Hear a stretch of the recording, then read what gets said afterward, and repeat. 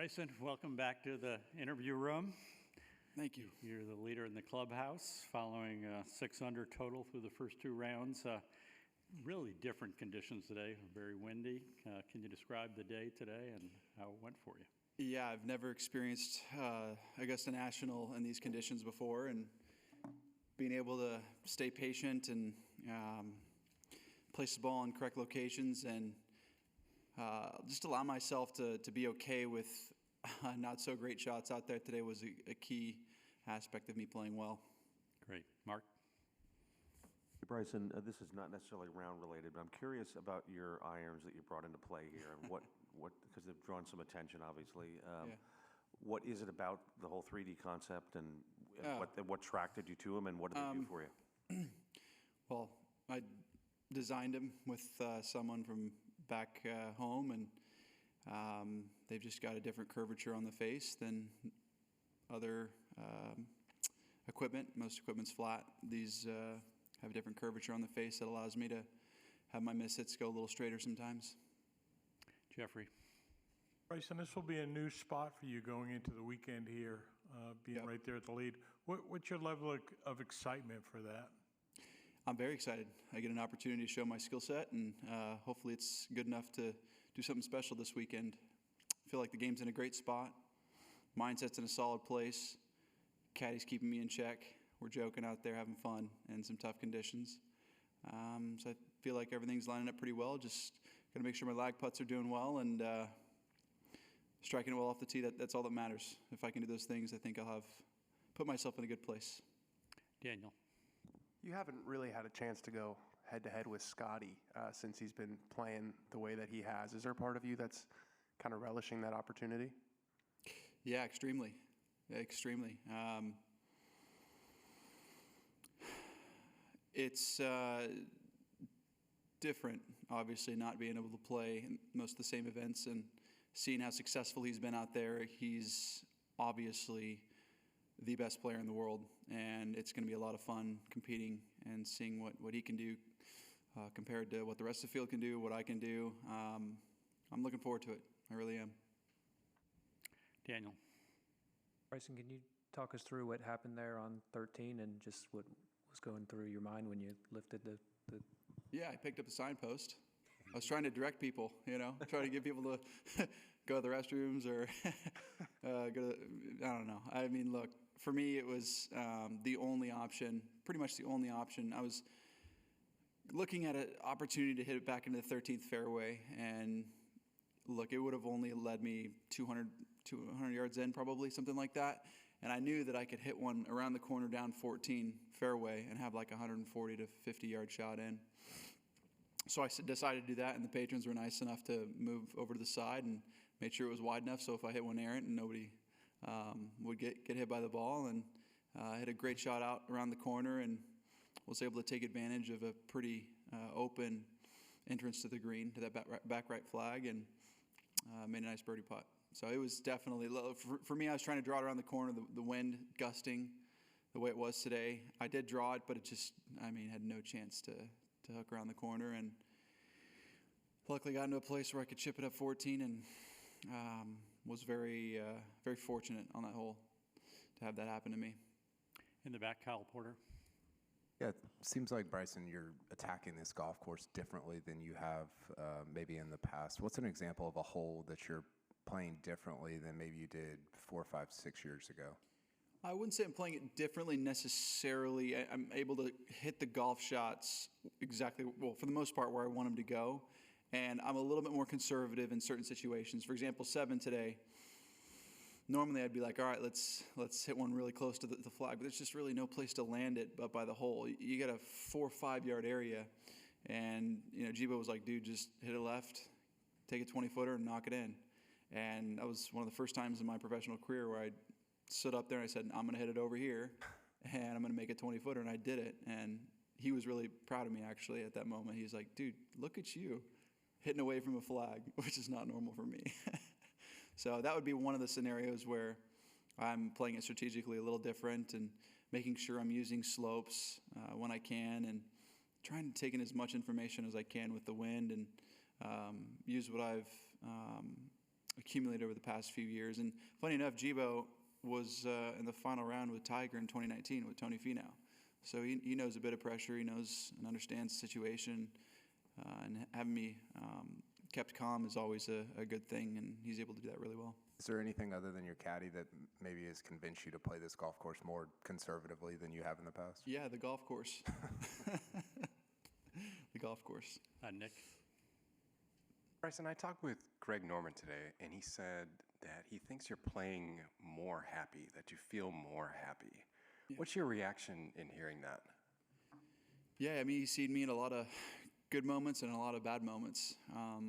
I was even struggling over at Live when I jumped over there and wasn't playing my best golf. And so he's seen some ups and downs, as well as Mr. Nelson over here. There's been a lot of people that have seen ups and downs, and I think getting some equipment in my hands that works for me, also getting a little bit older, hopefully a little bit wiser, has just allowed me to calm down and be comfortable in my own skin and enjoy the moments, because it's not going to be here forever.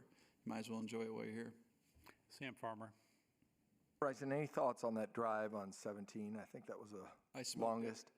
I smoked it. Was it the longest? I believe it was long. Yeah. I'm just glad I hit the wedge shot good. That was not an easy wedge shot downwind with it gusting like that. But I knew I could get it past the trees on the right if I didn't hit it my best. So I kind of tried to aim up the right-hand side, had a bit of a draw down there, and hit it really well. Left myself a great opportunity. Unfortunately, didn't capitalize, but that's a golf course out here. You're going to take some good breaks, and you're going to get some bad breaks. And, it is what it is. And especially with the windy conditions out there, it was a lot of guesswork. But Jibo helped me have some good educated guesses out there. Joy? Bryson, almost referring to what my friend next to me said, you seem to be a lot happier on the golf course. And apart from 13th, you also did a very exaggerated police movement on the third hole for the players to go. What has prompted this new kind of mindset of Bryson DeChambeau? I don't really know, to be honest with you. Other than feeling like I'm a little bit older and I've got some equipment that makes me feel really comfortable out there. Finally able to kind of express some positivity that I know I had as a kid, and I know that I have right now to its fullest. I think that's just all part of it. It's just part of the equipment, part of getting older, and enjoying this beautiful golf course. I mean, it doesn't get much better than Augusta National. Luke? Bryson, you said yesterday that the feeling of kind of tilting your shoulder and swinging inside out is a really important kind of key for you. Mm-hmm. Why is that, and how much are you thinking about it on a golf course like today where the wind is just gusting and you're having to do so many different things? Yeah, I mean, that's my key thought process in every single shot. Besides that, I'm trying to manage it with the wind, where it is, where I can miss it. It's a lot of where can you miss it out here on the golf course today, and so I'm focused on it after, or just pretty much on every shot. And what do you mean? Do I feel? What do you mean by that? I guess I mean the wind can. You have to play the wind in so many different ways and hit different shots, right? Is it hard to divide the technical side of things versus what the wind is giving you and having to play a shot? It does, but it's a lot of like sensation for me. It's like a lot of like shoulder motion and how my hands feel through impact relative to where my head is. It's a big feel thing, and if I need to hit a cut, I change my path. If I need a bigger draw, I swing it more inside out. And that's really all I focus on. It's not much more than that. The tilt just allows me to get into a position where I can throw my hands through, rotate my hands through, and move through it without feeling like it's going to miss way left. So, I don't know. Dylan? Yeah, Bryson, you've touched on this a little bit, but how down to the wire was it getting your irons approved, and just how many people were involved in that process of getting them over the line? I have to say it was pretty close. I'd say Monday, early Tuesday is when I finally got the full set approved and conforming, and I started practicing from then on out and felt comfortable with them Tuesday and Wednesday, had no issue. but I had been practicing with them for quite a while before that. Last week I found out that they were, unfortunately, we didn't really think it was going to be non-conforming, but they were. Just the groove edge was too sharp, and Carter Rich was super helpful, and I have to thank him for helping get those approved and gone through the right process. But last week we found out, literally Thursday afternoon, that they were non-conforming from the USGA, and then we worked on them all over the weekend, and finally Tuesday morning we got them to where they were in a place where they were conforming, and I was ready to go. Mark? That was, Bryson, that was kind of my question, but when did you come up with the concept for the irons? And I've had this since 2020. I've thought about it since 2020. Been find a manufacturer to do it, or? I'm not going to speak much more on that, but I've had this idea for a long, long time, especially with a driver. Hugh?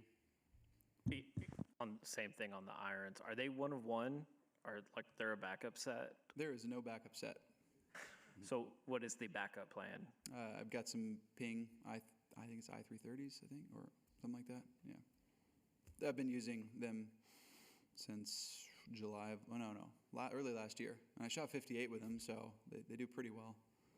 Yeah, I was just curious, like how they're holding up. Yeah, the backup sets, the Pings are. Well, no, the set that you're using. The set that I'm using, they're great. They're fantastic. Haven't had any issues with them, and looking forward to a good weekend. Maybe just a couple more questions. Anand? Bryson, will you please reflect on the finish today, and then also talk to us about the key piece of information that you're carrying into the weekend based on where you placed and your two rounds? Yeah. Look, I felt like I could have finished birdie par and been an 8 under. Didn't happen. That's in the past. I'm playing great golf. Golf swing's in an awesome place.